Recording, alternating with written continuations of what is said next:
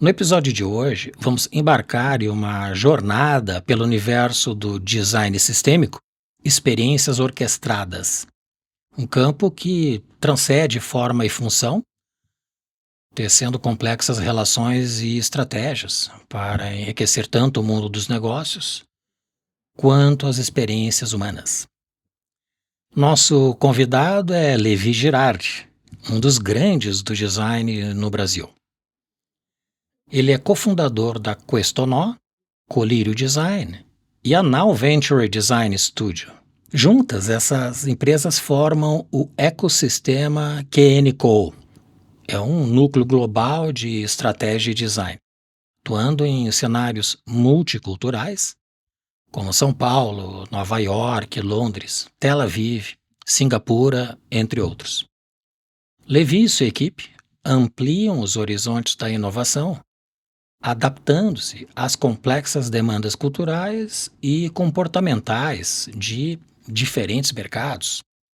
Desvendaremos os mecanismos que fazem do design sistêmico uma abordagem tão poderosa para criar experiências significativas e negócios resilientes. Levi, seja muito bem-vindo. Bom dia, bom dia. Obrigado, Maurício, pelo convite. Prazer estar aqui, falar com vocês. Aliás, acho que você fez uma introdução muito boa. Se eu tivesse que escrever sobre a gente, talvez eu não teria feito tão bem. Muito obrigado. Muito bem. Eu é que agradeço a aceitação do convite. Uma alegria te ter no Pod Brand. Nosso propósito é ajudar as pessoas a alcançarem sua melhor versão. E este é o nosso episódio 55. A primeira pergunta. A KNCO é um ecossistema de empresas de design, estratégia, da qual fazem parte a Questonó, Colírio Design, Now Venture Design Studio. Então, qual é o objetivo específico em cada empresa? Que território cada uma atua e domina? E explica para gente como é que funciona a inter-relação entre essas três empresas num projeto em que o cliente pode coincidir. Tá. Ótima pergunta para a gente começar a aquecer aqui os nossos pensamentos, né? Primeiro, para trazer essa questão do ecossistema, é importante a gente ter um pouco de contexto do porquê a gente chegou até aqui, né? Então, a empresa de origem, né, a minha empresa de origem é a Questonó. A própria Questonó, ela já é a fusão de duas empresas, né, a Questo Design, que eu fundei lá em 93, há bastante tempo, 30 anos agora, e a Nó Design. A gente fez essa fusão em 2011. E desde então a gente começou a perceber como era interessante a gente juntar, né, competências de forma colaborativa e não de forma competitiva, né? Então, a Questonó aconteceu isso, depois a gente expandiu para a área de pesquisa, a gente trouxe uma empresa de pesquisa dentro da Questonó, depois a gente foi para a tecnologia, enfim, a gente tem todo um histórico, que é a forma como a gente entende um jeito saudável de lidar com os negócios, que afinal das contas a gente está falando de um negócio aqui, né, pautado em design, mas é um negócio. E nessa trajetória toda, a gente começou a perceber primeiro, algumas dificuldades que a gente percebia, que a gente trazia quando a gente trazia uma empresa nova. Então, tem uma série de desafios, não vou nem falar de dificuldades, mas desafios, né, de você trazer uma empresa nova com uma cultura diferente, com uma forma de lidar com a gestão do negócio no dia a dia, o seu time, etc. E isso a gente foi aprendendo, né? Então, na perspectiva nossa, como empreendedores, a gente criou o ecossistema para tornar esse modelo mais simples, né? Então, ele parte hoje com essas três empresas, né? E cada uma tem o seu objetivo, que eu já vou falar o porquê. Mas o grande foco desse ecossistema é se expandir, né? Então, a gente acabou de lançar, faz, na verdade, um mês que a gente lançou o ecossistema KNCO, com essas três primeiras empresas, mas a gente tem um roadmap aí para os próximos anos já, de ter mais 3 ou 4 empresas que a gente já está olhando, justamente para ter cada vez uma oferta mais integrada na perspectiva do que o cliente precisa. E aí vamos para o lado do cliente, então, né? Por que isso é importante para o cliente? A gente frisa até, né, a gente está contando essa história na nossa comunicação agora, que a gente não é uma holding, né? Então, Se a gente olhar todo o movimento que aconteceu na indústria de comunicação, né, por exemplo, de publicidade, você tem as grandes holdings aí, né, as WPP, Publicis, etc., que funcionam muito bem, mas elas trazem uma série de empresas embaixo delas que não se comunicam, né, e está tudo certo, é o modelo deles.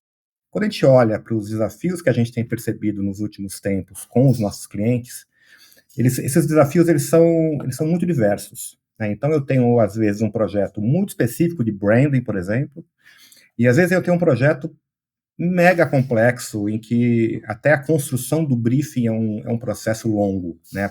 Porque o cliente traz para a gente uma questão que ele está passando, uma ameaça de mercado, uma oportunidade por conta de uma tecnologia que ele tem, e aí a gente tem que entrar com um processo de inovação que pode envolver branding, que pode envolver design de produto, que envolve estratégia de negócios, etc.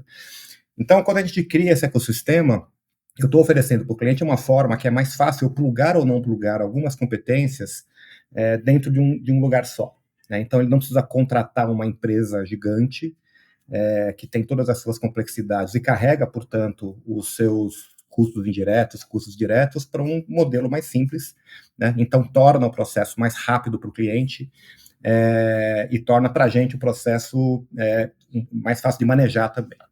Falando do que a gente tem hoje, né, as 3 primeiras empresas que formam esse ecossistema, a gente tem a Questonó. A Questonó tem um histórico longo aí de design de produto, mas que foi se transformando ao longo do tempo por conta das transformações que a gente vê no mundo do design, mundo afora e no Brasil. Então, o conhecimento que a gente tinha em design de produto, a gente foi expandindo, né, sempre na lógica do produto, né, da prototipagem, né, de identificar oportunidades, prototipar, testar, etc.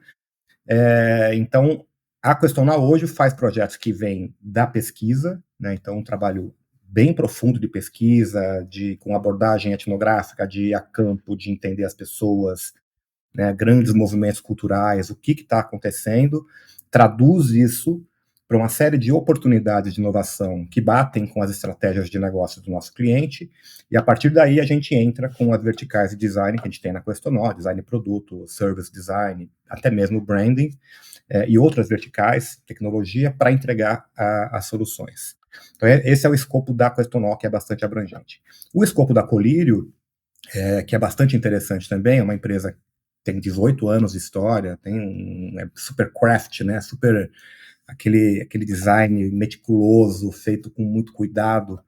Então, a Colírio está mais focada na parte de branding mesmo, de construção de marca ou de graphic design, né, de peças de design gráfico, e tem um time super, super talentoso para isso. Então, a gente consegue plugar as competências da Colírio, por exemplo, num projeto da Questonó, quando ele envolve a parte de branding, de gráfico, ou o oposto, né? A gente está com um projeto que começou em branding lá na Colírio e por conta de uma construção de relação de confiança com o cliente, existe a oportunidade de fazer um projeto de inovação, então entra a Questonó, né? E o cliente não precisa logo de cara, né, trazer uma empresa com todas as suas complexidades. Então, e a gente tem a outra iniciativa, que é a Now Ventures, tá? A Now Ventures é uma empresa que não é uma empresa operacional, ela é uma empresa de investimento. O que isso quer dizer? Eu tenho uma série de startups em que a gente coloca dentro da Now, a gente desenvolve projetos de design, de estratégia, de branding, através das empresas operacionais, quer dizer, da Questonó, da Colírio e das outras empresas que a gente vai ter no futuro, e entrego esses projetos para as startups. Por que a gente fez isso, na verdade? Primeiro, se a gente olhar para a Questonó especificamente, que é onde nasceu essa iniciativa da Now, a Questonó ela começou a fazer projetos muito complexos, muito grandes, né, por conta do modelo de inovação, etc. Com isso, os tickets começaram a ficar altos e o resultado disso é que a gente não conseguia mais trabalhar com pequenas e médias empresas, né? O cliente típico da Questonó hoje são grandes empresas sempre. E a gente sentia falta disso, né, porque a gente nasceu fazendo projetos para pequenas empresas, é muito legal, a gente é uma pequena empresa, qualquer escritório de design é uma pequena empresa, e a pequena empresa tem a sua agilidade, você lida direto com o empreendedor, é um negócio, é uma outra dinâmica, né, e a gente queria, de alguma forma, viabilizar isso, né, e simplesmente não conseguia por conta de preço de projeto. Ao mesmo tempo, você tem um movimento gigantesco, efervescente do mundo de startups, mundo afora, que a gente precisava né, entrar nele, né, porque de fato tinha muita inovação vindo dali. Então o modelo que a gente definiu é esse Venture Design, em que a gente investe nessa empresa na perspectiva de fazer um projeto de inovação, etc. E ao invés de a gente cobrar pelo projeto, ou cobrar integralmente pelo projeto, a gente cobra um percentual menor e fica com um equity dessa empresa, né? Então tem os vários modelos para que isso possa acontecer. Então a gente acaba sendo sócio dessas empresas e vai acompanhando esse processo ao longo do tempo. A gente já teve 10 startups, a gente está com um portfólio hoje de 7 empresas. A gente acabou de ter o primeiro exit, né, de uma das empresas que a gente fechou o ciclo, né, quer dizer, a gente provou que o modelo funciona, né, ele não é só uma tese, agora ele é uma prática, né, e o exit é quando a gente começou lá o processo, fez o nosso investimento com o projeto, acompanhou todo o processo e essa empresa foi investida e a gente saiu, né, com a nossa rentabilidade esperada ali. Então, isso mostra que o modelo funciona. E uma outra perspectiva legal no lado das startups é que quando a gente faz um projeto desse tipo, né, independente se é a gente ou qualquer outro escritório que venha fazer um trabalho de design, você potencializa muito o sucesso dessa startup, né? Então ela vai ficar menos tempo ali na zona da morte, ela vai conseguir um investimento mais rápido, porque ela está com uma proposta de valor muito melhor definida, ela está com produtos melhores resolvidos. Então é aquele processo que realmente os dois lados ganham, né? A gente viabiliza esses projetos, a gente fica feliz porque a gente trata com empresas super inovadoras e, ao mesmo tempo, a gente, de alguma forma, faz com que essas empresas tenham acesso a um trabalho que, normalmente, quem tem acesso são as grandes corporações. Então, a gente está bem feliz com esse modelo aí, está funcionando. É excelente essa iniciativa. Eu faço uma analogia com um avião que precisa levantar voo, ele precisa de muito mais energia, recursos. E os jovens empresários, que são geralmente os inovadores das startups, não têm capital de giro, não têm recursos iniciais que sustentem toda a oferta que vocês podem oferecer. E esse valor se transforma em ações que depois vocês capitalizam quando esta empresa tem participação societária de investidores, né? Não, e tem um Monetário. outro lado da perspectiva do nosso negócio, que a gente é um modelo de consultoria, né? Então, a grande maioria dos escritórios de design são um modelo de consultoria, quer dizer, você pega um projeto, desenvolve o projeto, entrega o projeto, recebe, aí procura outro projeto. A não ser quando você consegue um FII, mas normalmente é um modelo por projetos, né? E quando a gente entra nesse modelo via startups, claro que eu tenho um risco, né? Porque eu tô apostando numa empresa, né? Tanto que se chama Venture Design, né? Mas, no fim das contas, tem um time lá de empreendedores, de pessoas que estão nessas empresas, que estão trabalhando por ela, né? E a gente está aqui na perspectiva do lado criativo, né? Fazendo o nosso trabalho, fazendo a estratégia, dando suporte, né? Isso é importante, né? A gente faz o projeto e continua, normalmente, fazendo parte do board dessas empresas para trazer a visão do design no andamento delas.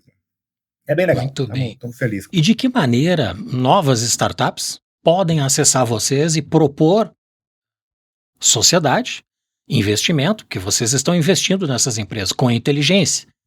Tá, agora, com a criação do ecossistema, a gente formalizou, né, esse modelo, então, pelo nosso site, as empresas podem entrar lá e não se cadastrar, mas enviar, falar, olha, tem uma startup, a gente está interessado em fazer esse tipo de projeto.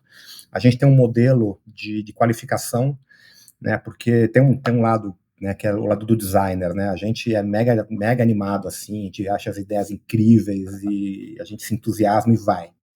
Uma das coisas que a gente aprendeu, né, a gente está fazendo esse modelo já há 6 anos já, a gente aprendeu que a gente não pode só se entusiasmar, né, a gente tem que entender como é que as empresas estão estruturadas, qual que é o modelo, qual que é o plano de negócios dela, então tem todo um processo aqui de qualificação econômico, financeiro, de investimento, né, para que no fim das contas todo mundo fique feliz, né? Quer dizer, a gente tem que fazer um projeto, tem que acreditar nele, se a gente não se apaixonar por ele, a gente não vai fazer, mas ele também tem que ter uma sustentação econômica. E a gente tem um modelinho que a gente foi aprendendo ao longo do tempo, tanto de qualificação como depois de contratos, né, para que a coisa aconteça de uma forma bacana. A gente vai ficar sócio, né? Claro. E a gente tem que ter sócios bons, né? Eu sempre tive a sorte de ter sempre sócios muito bons. né? E eu acho que isso tem um pouco de feeling, mas também tem um pouquinho de técnica para isso. Bem, certamente. O pragmatismo é necessário. Qualquer negócio demanda pragmatismo. Muito bem, Aham, grande iniciativa, parabéns. Fiquei feliz de saber desse projeto. E o legal. link da Now, Uhum, que a Nicole vai estar aqui na descrição do vídeo.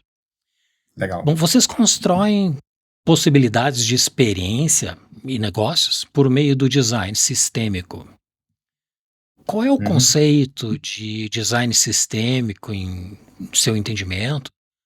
E ainda, quais ferramentas vocês utilizam para materializar esta abordagem?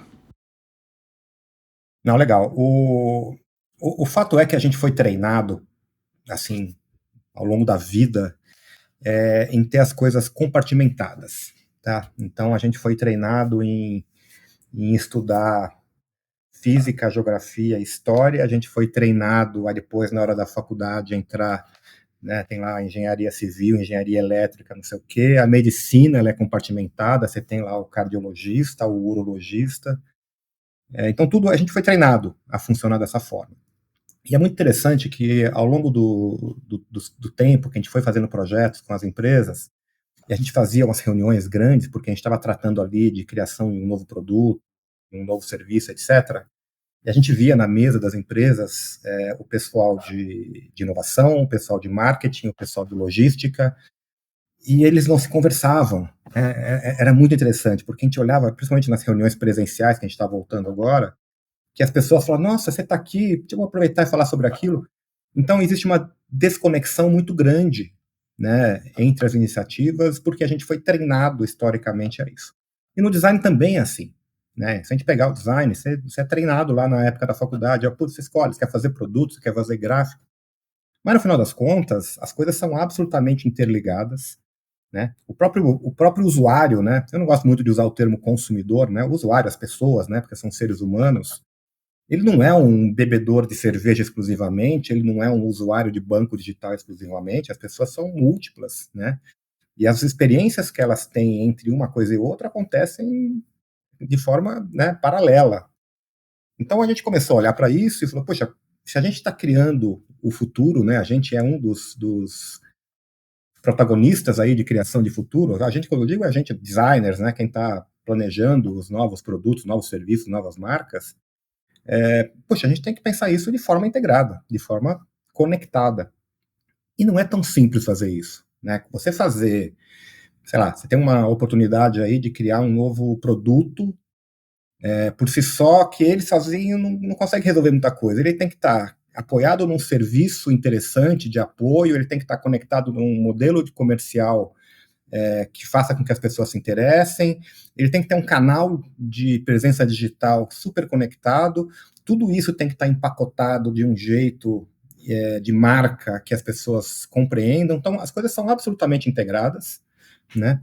E a gente pensar num projeto em que eu não integre isso não faz muito sentido, né? E aí a gente vai para os exemplos clássicos, né? Tem aqueles cases assim que já estão até meio gastos, né? Mas pega o case da Apple, né? É isso, né? A experiência é que já tem 15 anos essa experiência, nós como designers, eu ficava emocionado, né? Porque o produto era incrível, a embalagem era incrível, a loja era incrível, mas tudo foi pensado de uma forma super integrada. Então é isso que a gente tenta trazer nessa abordagem sistêmica, né? De não olhar para o mundo compartimentado, mas olhar para o mundo conectado. E o mundo conectado, claro que eu preciso de especialidades, mas eu tenho que ter um designer também que tem uma visão sistêmica. Né? O designer, por natureza, ele é generalista, né? Então é isso que faz, acho que, a nossa vida ser muito legal, né? Porque você presta um pouco de atenção em tudo, mas em alguns momentos você tem que se aprofundar. Mas você trazer isso para a prática do dia a dia no escritório de design não é tão simples, né? Então tem essa transformação cultural de como as pessoas foram treinadas a trabalhar, e como é que a gente oferece isso nos nossos projetos, né? Então, só para finalizar, normalmente uma grande empresa, ela deveria não gosto muito de usar a palavra deveria, mas é de responsabilidade dessa empresa que ela sistematize e ela integre essas iniciativas de comunicação, de marketing, de produto, de logística, etc., Mas nem sempre isso acontece por conta dessa compartimentação, então a gente pode oferecer isso na perspectiva de oferta de design. Olha, o nosso pensamento ele é integrado, o nosso pensamento ele é sistêmico, né? E eu vou acionar as áreas da sua empresa para que elas venham juntas durante esse processo de concepção de alguma coisa nova, né? Só para finalizar esse pensamento, tem um detalhe interessante, que também a gente foi aprendendo com a prática, que é assim, tipo, vários projetos incríveis, sabe? Incrível, todo mundo gostou, o cliente gostou, o C-level gostou, etc. E na hora do finalzinho chegava no jurídico, né? O jurídico barrava, por algum motivo, né? Não, isso aqui tem um problema aqui, isso aqui tem um problema ali, e a gente ficava chateado com essa história, né? Pô, advogado, né? Sujeito chato, mas não. A gente tem que trazer não só os advogados, mas todo mundo para o processo criativo. Quando você traz essa visão, por exemplo, do legal, né, para o processo criativo, além de ele enriquecer, porque de fato tinha situações em que eles tinham razão, você tem que mitigar risco, por exemplo, mas ele, não que a gente espera que alguém da área de legal seja criativa, mas ele traz uma perspectiva que a gente não tem, né, e ele passa a ser também meio protagonista da história. Então, toma decisões junto com todo o time. Então, só estou trazendo esse exemplo de como essa integração, que tem a ver com o mundo do design sistêmico, mas que tem a ver com a integração dos saberes, ele acaba sendo muito benéfico para aquilo que a gente está fazendo. É um belo exemplo. Neste caso, o jurídico vai ajudar a evitar os problemas que tu enfrentaste num projeto que já estava pronto.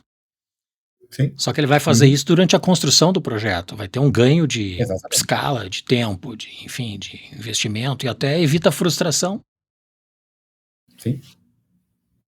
É Como interessante. E você ter um conceito, advogado no sprint criativo é muito interessante. é um desafio. Como o conceito de experiências orquestradas se integra no teu modelo de design sistêmico? E ainda, como o design sistêmico ajuda na orquestração de experiências memoráveis? Quando a gente fala de experiências orquestradas, tem que ter pouquinho de cuidado com o termo. A gente está, assim, orquestrando e não determinando o que as pessoas fazem, né? As pessoas têm seu livre-arbítrio, né? Claro. Mas quando você desenha um processo desse de experiência que vai passar por um serviço diferente, por uma forma de aquisição de um produto, pelo uso do produto especificamente, eu consigo gerenciar essa experiência, né, através de um processo de jornadas, né? Quais são os pain points, quais são as oportunidades que eu tenho para ter uma experiência mais legal. Então, quando eu falo orquestrar, é que eu faço uma previsão, um mapeamento, não é previsão, né? A gente não tem bola de cristal, mas a gente mapeia essa experiência do que a gente chama de as-is, né, como ela funciona normalmente. A gente faz o que a gente chama de experiência ideal, né? Então, como é que seria o melhor modelo para que isso acontecesse, né? Todos os pontos ali não tivesse fricção, as pessoas, pelo contrário, tivessem desejo ou de adquirir alguma coisa, ou de alugar alguma coisa, ou de ter experiência com um produto novo. Então, eu vou orquestrando tudo isso, né? E aí eu tenho esse processo inteiro de service design, que na verdade ele está conectado com produtos, com marcas, com aquilo que viabiliza, né, com os enables, para que essa experiência de serviço seja legal. E no fim das contas, a visão sistêmica é a que viabiliza isso, né? Então, é muito difícil eu pensar num produto, vamos pegar uma geladeira, por exemplo. Pô, eu posso ter a geladeira mais incrível do mundo, né? Mas no fim das contas, as pessoas não querem só uma geladeira, elas querem água gelada, produto fresco, etc. Então, como é que eu expando essa questão da experiência dela para além de um produto físico, né? Eu posso ter um serviço conectado de fornecimento de produtos com uma certa constância, eu posso ter um serviço de manutenção, porque o que a gente menos gosta é uma geladeira quebrada, principalmente, né, no fim de semana, que sempre acontece. Então, essa integração depende de uma visão holística, sistêmica, para que tudo seja desenhado de forma em que a orquestração seja possível. Acho que esse é o lance. Porque senão você não consegue orquestrar se as coisas não estiverem concebidas para isso. Que legal essa analogia, ou na verdade essa ilustração do exemplo da geladeira. Não faz muito tempo eu escutei de um expert do mercado de energia que foi questionado quanto à possibilidade de aviões terem motores elétricos.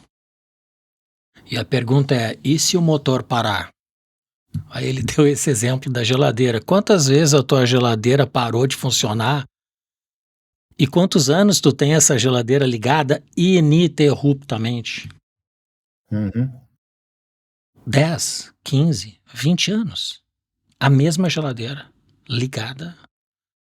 Só desliga quando vai limpar, quando o avião vai estar no solo. Então foi um exemplo interessante. A diferença é que a geladeira não cai, né? Como dizia o Ariano Suassuna, quando viaja de carro, pode cair no buraco. O problema é que quando viaja de avião, o buraco sempre te acompanha. Mas sabe que você trouxe esse exemplo da indústria de energia elétrica, né? Só queria trazer um parêntese sobre isso, que tem a ver com essa visão holística das coisas, sistêmica, né? A gente atua bastante nesse mercado de empresas de energia elétrica, né, no Brasil. A gente tem um projeto muito interessante e é para você ver como a visão aberta ela é boa para os dois lados, tá? A gente começou um projeto em que o briefing, a encomenda era muito simples, né? A empresa estava querendo mudar a forma, ela queria digitalizar o cliente dela, basicamente era isso, né? Então, por alguns motivos lá que tem a ver com o valor da tarifa, pagamento via lotérica, né? Só para saber, né? No Brasil, a maior parte das pessoas pagam as suas contas de energia elétrica na lotérica, tá? No Brasil profundo, né? Que a gente chama, né? Que não é as pessoas bancarizadas, que tem lá o débito automático. E tinha uma questão de taxa ali. Enfim, a empresa veio com uma solicitação e falou: a gente tem que fazer um aplicativo, né? Que é aquela solução que parece que resolve tudo, né? E a gente trouxe um questionamento para eles que era: escuta, será que faz sentido, né?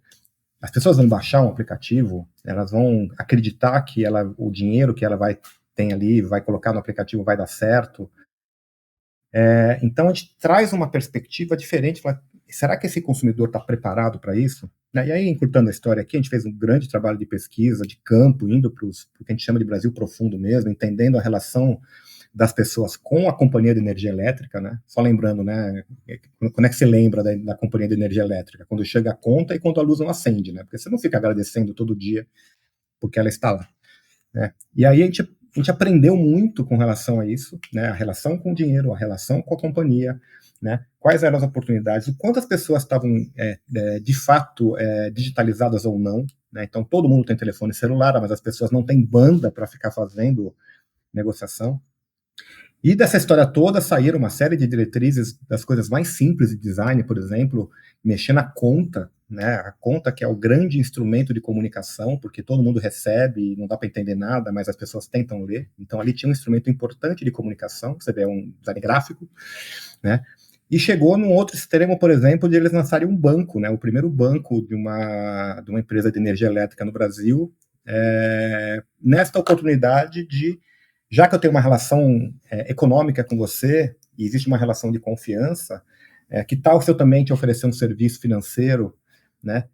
Conhecendo teus hábitos. Então, eu trouxe esse exemplo porque um projeto que podia ser fazer um app para fazer com as pessoas pagassem a conta, que provavelmente não ia dar certo, né? Pelos motivos que eu falei, ele acaba virando uma coisa muito mais ampla, né? E que traz oportunidades para o negócio e que traz, de fato, melhoria para as pessoas, né? Então, isso é uma visão sistêmica de um projeto. É muito comum você se entusiasmar com o projeto, naquela solução criativa que você deu, afinal das contas somos criativos, e no meio do caminho você está tão apaixonado por aquilo que você deixa de olhar algumas coisas que pode ser um risco enorme para o projeto, né? Para a implementação lá na frente, né? Então também tem esse olhar pragmático aí. Sim. Ele não é tão saboroso, mas ele é importante. Daí eu acho que a importância das empresas, da economia de modo geral, terem uma empresa de design assessorando, que Sim. traz esse olhar, traz esse pragmatismo também com Sim. essa dimensão criativa, né? O Léo, que é um dos sócios da Kane Co, ele tem uma tese muito boa que a gente não conseguiu implementar ainda, mas a gente vai chegar lá, que é o conselho criativo. Né? Então, as empresas têm lá o seu conselho financeiro, conselho não sei o quê, conselho administrativo. Cara, elas têm que ter um conselho criativo. Né? Então, isso tem que estar na tomada de decisão estratégica do negócio. E aí, quando a gente olha para os grandes negócios hoje, os Fortune 500 ali, a quantidade de empresas que têm uma liderança criativa é muito grande. Então, isso é um sinal claro de que isso é importante. Né? Então, vamos ver em breve se a gente consegue emplacar isso. Eu acho que o Steve Jobs abriu essa vertente, né? Que Sim, puxa também. o criativo a fazer parte das decisões estratégicas. Falando em resultado, o ROI, que é o retorno sobre investimento, ele é um tópico pouco explorado e ele é crítico para justificar investimentos. Apenas como referência métricas, o NPS, que é o Net Promoter Score, já explico para as pessoas que não conhecem, e taxa de retenção são frequentemente usadas. Só para explicar, o NPS é uma métrica que mede a disposição dos clientes em recomendar um produto ou serviço a outros. Ele é calculado com base numa resposta de pergunta única. Em uma escala de 0 a 10, o quanto você recomendaria a nossa empresa, produto ou serviço a um amigo ou colega? Os promotores são aqueles que dão 9 ou 10 de possibilidades. São os clientes muito provavelmente que recomendarão o teu produto. Os passivos é os que dão uma nota de 7 a 8. Eles são satisfeitos, mas não entusiasmados. E poderiam ser facilmente atraídos pela concorrência. Depois, os detratores, de 0 a 6. São clientes insatisfeitos, né, que podem prejudicar a marca através do boca a boca negativo. Coisa que a gente conhece bem, né? O BIS, talvez o exemplo mais recente. Então, o NPS é a diferença entre a porcentagem de promotores e de detratores. Ou seja, a diferença entre aqueles que pontuam 9 e 10, que te recomendariam, e os que pontuam de 0 a 6, que podem fazer uma comunicação negativa da experiência que tiveram contigo. Então eu te pergunto, como você mensura o sucesso desta orquestração de experiências em seus projetos? Tá. Então, é um tema super importante, mas muito difícil, né? A gente, tempos atrás, aí a McKinsey fez um grande favor para todo mundo que é do mundo do design e publicou um grande relatório do impacto, né, que as ações de design tinham nas grandes empresas, né, no mundo afora, principalmente Estados Unidos, Europa, etc. E os números são, assim, impressionantes. Né? Então, as empresas que investem de fato, e aí você começa a ter que recortar as coisas, né? O que é investir em design, né? Então, design de que tipo, mas de uma forma ampla, as empresas que têm isso como um dos seus princípios, né, de melhorar os produtos, melhorar as experiências apoiadas nas pessoas, né, que é o princípio do design, né, eu olho para as pessoas, o que elas precisam, e a partir disso eu crio as ofertas. Então, as empresas que fazem isso, elas têm um resultado econômico muito mais interessante do que as outras, ela tem um retorno de investimento para os seus acionistas maior. Então, tudo isso foi mensurado, foi publicado, e eles republicam isso, e a gente usa esses números quando a gente tem que falar para alguém, ó, escuta, vale a pena investir nisso, porque o design, ele é um investimento, né? Ele não é, quero fazer porque vai ficar mais bonito. Bom, a gente já passou dessa discussão há 10 anos, né? Não precisa mais falar disso. Mas é muito difícil quando a gente faz um projeto e tenta depois mensurar o que aconteceu, né? Se você entrar no nosso site hoje, a maior parte dos cases a gente busca números. Olha, esse projeto aqui trouxe um aumento de vendas de tanto, esse projeto teve um impacto X de tanto, numérico, tá?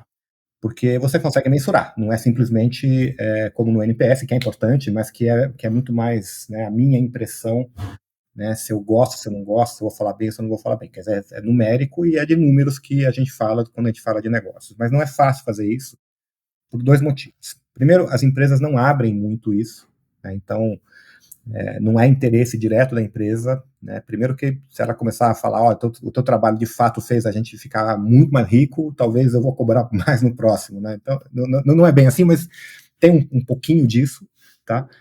E tem uma outra coisa que tem a ver com o mundo sistêmico, né? É difícil eu falar assim, puta, fizemos agora, a gente teve um case importante recente aí para uma grande empresa aqui no Brasil de bebidas, em que a gente mudou o conceito de posicionamento, de embalagem, de claim, de como é que esse produto se colocava no mercado, e o negócio foi impressionante, deu um aumento efetivo de vendas, de aumento de percepção de valor, né? Esse produto especificamente, o grande concorrente dele ficava na gôndola lá em cima, ele ficava lá embaixo escondidinho. Depois desse projeto a coisa virou, né? Então, assim, tem vários indícios de que teve um sucesso muito grande, mas eu não posso falar que isso foi resultado unicamente do trabalho que a gente fez, né? Você teve o trabalho que foi feito, que deu base para toda essa estratégia, mas eu tive também um investimento lá na ponta de comunicação, eu tive um investimento, eu não, né? O cliente teve um investimento com influencers, a logística melhorou, pelo produto começar a tracionar melhor, os volumes de fabricação aumentaram, então as coisas são muito conectadas, né? Então, dá para a gente ter grandes números. Esse trabalho, por exemplo, da McKinsey, ele traz esse grande movimento de massa, o investimento vai te levando para lá, mas você ser cirúrgico aí, falar, olha, meu projeto fez com que você vendesse 12% a mais, é muito difícil se não é que ele seja impossível, tá? Porque, de novo, as coisas estão absolutamente interconectadas. A Questonó, ela é internacionalmente premiada em várias categorias do design. Eu destaco a maestria em projetos de design de produtos, por exemplo. Lembro, eu prestei consultoria para AB Design, na época em que o Brasil Design Award foi apresentado num evento da HSM, onde o Sir Ken Robinson autografou o livro dele no espaço da AB Design. E naquele ano, a Questonó foi eleita agência do ano no Brasil Design Award. E de lá para cá, certamente vários outros prêmios. Então, de que maneira o design da forma, que é este, relacionado mais ao produto, se integra à estratégia de branding e experiência do usuário no ecossistema do KN&Co? Tá. Não, de fato, primeiro a questão dos prêmios é muito legal, quem não gosta, né? A gente teve um sucesso muito grande aí ao longo dos anos, a gente apoiou a nossa estratégia de comunicação em prêmios durante muito tempo, né? Hoje não mais, por alguns motivos, claro que a gente se inscreve, mas ela foi importantíssima para a gente alcançar a notoriedade que a gente alcançou. Primeiro que a gente tinha os projetos legais, segundo que a gente fazia o esforço de inscrição, e depois que a gente conseguia conquistar esses prêmios. Com isso a gente acabou conquistando clientes internacionais, sendo percebido fora do Brasil. Foi o que viabilizou a gente ter um acordo internacional hoje com um grupo que é a Many One, né, que tá, depois eu posso contar essa historinha também. E eu sou designer de produto, né, então a origem da empresa também é de produto. Então a gente tem isso. Então os prêmios de produto são vários, eles são muito criteriosos. Eu já fui júri do IF Design na Alemanha. Então isso foi muito legal. Agora, o produto em si, produto físico, né, ele é a entrega de uma promessa, né? Então uma marca, ela é super estruturada, mas ela faz uma promessa, né? Então, e ela se apoia na comunicação. Então você cria uma marca qualquer, fala, essa marca faz isso, faz aquilo, você comunica tudo isso. Aí eu, como pessoa que estou interessado naquilo, falar, que legal, vou procurar saber, quero saber como é que é, não sei o quê, pergunto pro vizinho, entro lá no YouTube, legal, vou comprar esse negócio ou vou, de alguma forma, ter acesso a isso, alugando, etc. Se o produto não entrega tudo aquilo que foi prometido, não adianta, né? Não resolve. E a entrega, ela tem várias nuances, várias perspectivas, né? Ele tem que funcionar, obviamente, ele tem que estar adequado para aquilo que eu preciso, né? o estético, né, o formal é bacana porque faz com que eu fale, cara, se ele parece bonito, se ele parece bom, ele deve ser bom. Então tem uma série de atributos aqui que o design de produto carrega, né? Então, isso que a gente aprendeu no mundo dos produtos, né, a origem da Questonó, vem do produto, que tem toda a complexidade depois para fabricar, de lidar com engenharia, para ter escala de produção, a gente aplica isso para as outras áreas do design, né? Então é interessante essa conexão entre as coisas, né? Porque no fim das contas o processo de design ele é muito parecido, né? Independente se você vai criar um serviço, uma marca, um produto físico, um produto digital, o andamento ele é muito parecido e as especificidades acontecem, né? Então eu tenho que criar o produto, tenho que pensar nele fisicamente. Se o produto digital, eu tenho que pensar em todo o wireframe de navegação, mas na prática eu tenho que pensar para que ele serve e como é que ele chega lá na ponta funcionando, tá?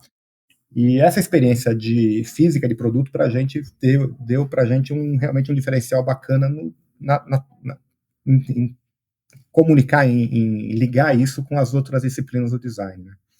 Então é um lado legal. Só para finalizar também, a gente tem, pelo escritório de Nova York, a gente teve muito contato com esse mundo novo do Mixed Reality, né? Que é a nova fronteira aí de como a gente vai interagir com a virtualidade, né? Hoje a gente interage com a virtualidade através de um pedacinho de plástico preto, assim, ou a tela aqui, mas sempre no ambiente 2D. E vai acontecer, essa interação vai acontecer de outra forma, né? A Apple acabou de lançar o óculos, né? Que você consegue enxergar agora as coisas de forma mixada, e a gente está trabalhando com isso lá, sei lá, há 8 anos. Uma das empresas que começou a criar isso.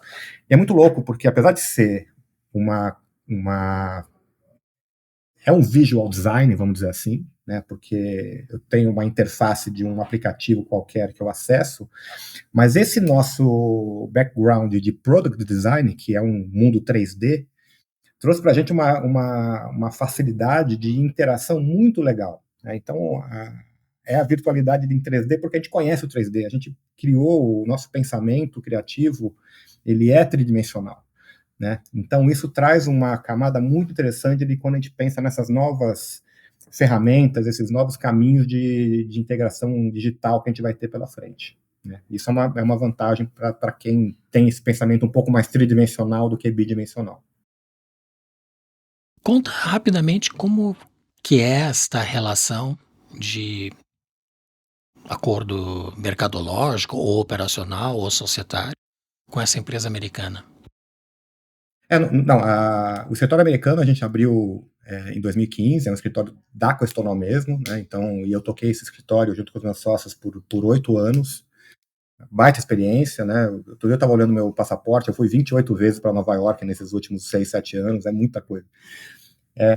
Então, a gente sempre teve essa atuação no Brasil e nos Estados Unidos, com o time de lá, mas a gente começou há 3 anos, mais ou menos, um relacionamento de integração de serviços, de marca, etc., com a Many One, que é um grupo dinamarquês, que tem escritórios em Tel Aviv, enfim, na Europa inteira, e a gente foi o canal para que eles conseguissem entrar nos Estados Unidos. Então, hoje o escritório americano, que é originalmente da Questonor, hoje é um escritório da Many One, que é o nome desse grupo, e a gente tem um acordo de colaboração internacional, tanto que eu posso fazer projetos e faço projetos internacionais colaborando com a Many One, e a gente é o grande canal de acesso deles também para a América Latina.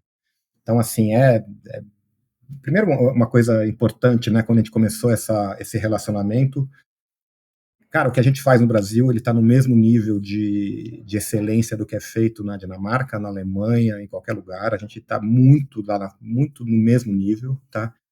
Só para a gente não ter o famoso complexo de vira-lata, apesar que eu adoro vira-lata, tá? Certamente. Então não acho um problema, mas no mesmo nível, as entregas são parecidas, o que é diferente é a maturidade de mercado. Então é diferente de você falar com uma empresa que a sede dessa empresa fica na Europa e as decisões são tomadas lá, e quando a gente trabalha com uma empresa que a filial é aqui no Brasil, e a margem de manobra dessa empresa, do meu cliente, é menor, né? Então esse é um dos fatores determinantes.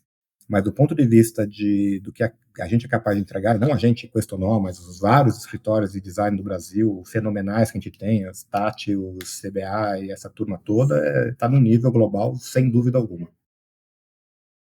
Eu diria até, pela minha experiência fora do Brasil, que o Brasil tem inclusive várias entregas muito superiores a vários players de mercados como Singapura, mesmo Bangkok. Todas as grandes agências mundiais estão aqui. A carência de um trabalho mais robusto é impressionante. Quer dizer, por exemplo, cada país do Southeast Asia tem uma cultura muito específica, com uma distância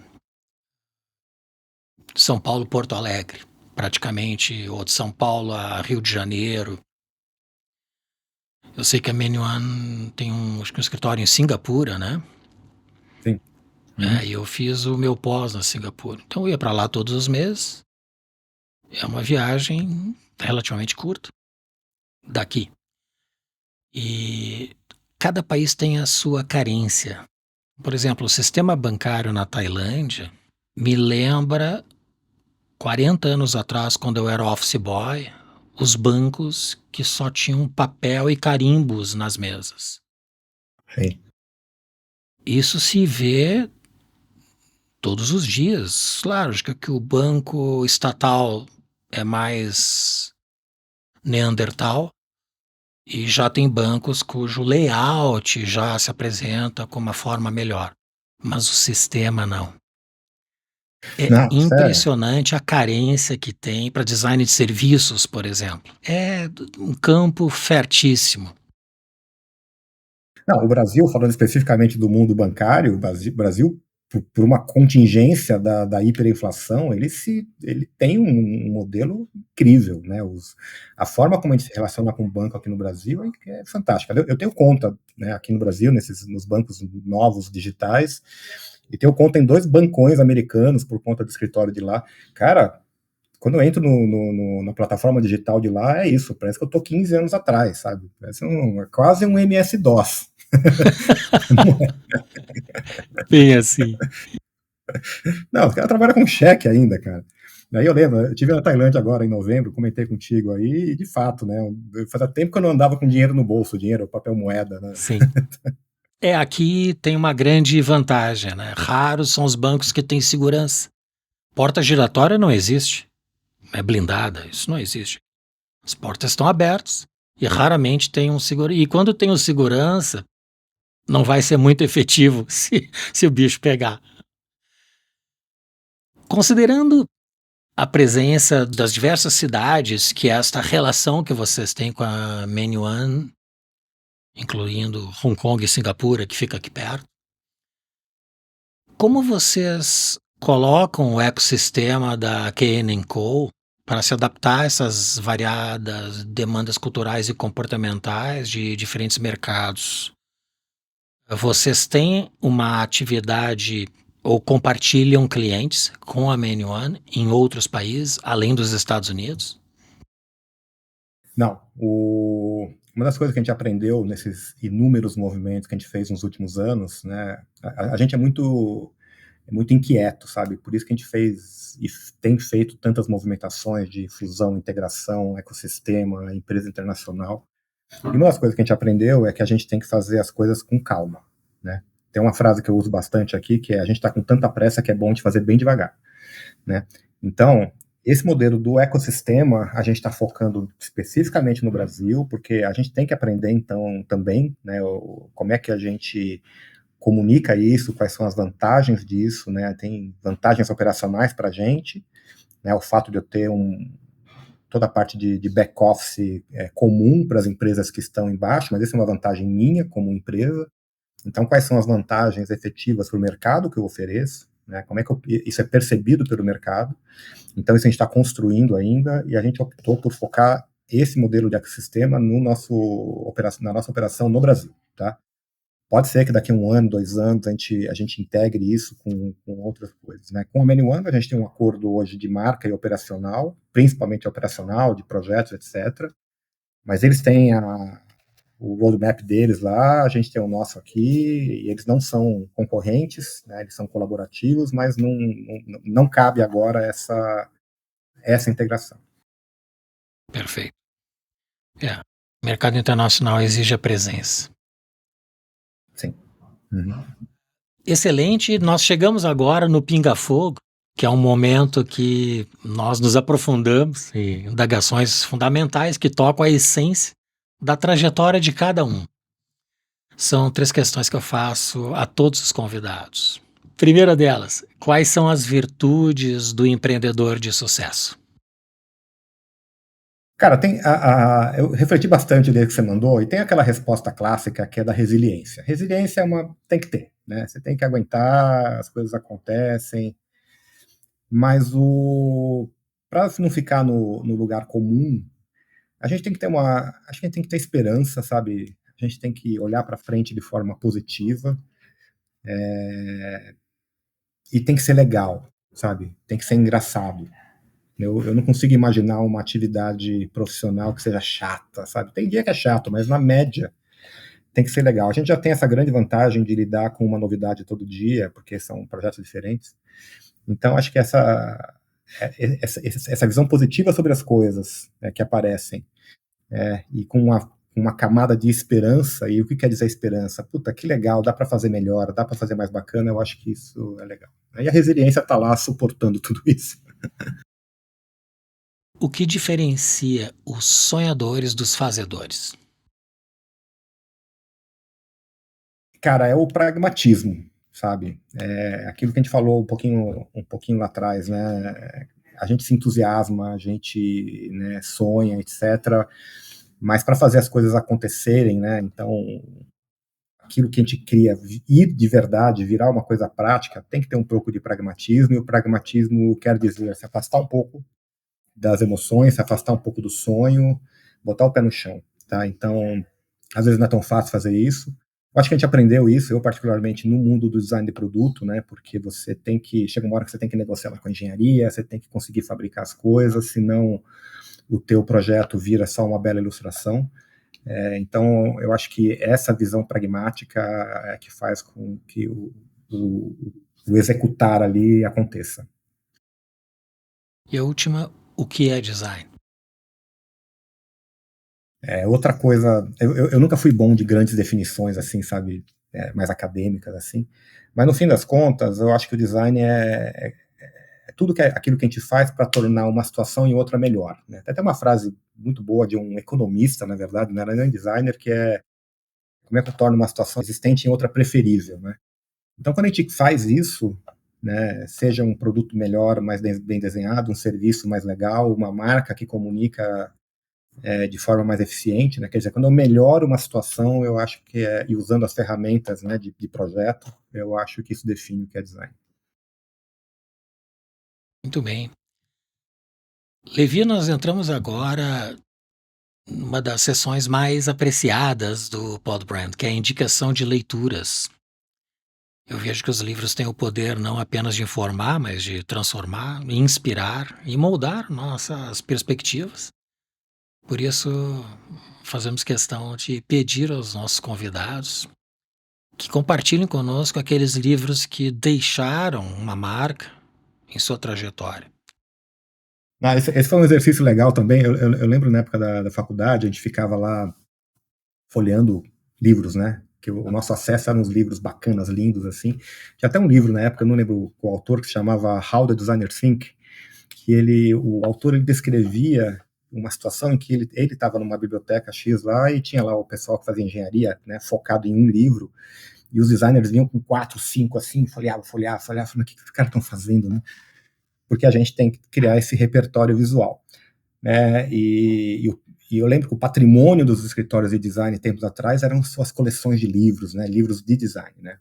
Mas o fato é que quando você vai um pouco mais para o lado estratégico, você começa a olhar menos figurinha e ler mais texto, né? Então, é isso que acontece, né? E tem alguns livros que eu acho bem interessantes, eu leio muito, mas tem um livro muito legal que se chama As Leis da Simplicidade, do John Maeda. O John Maeda não sei se você conhece, mas é um japonesinho de 1,5 m de altura, um gênio. Aliás, ele tem uma publicação anual que acho que é o Design Tech Report, né? Ele sempre publica falando sobre o que está acontecendo no design. O cara tem uma visão, né, tanto de mercado como de criativa muito legal.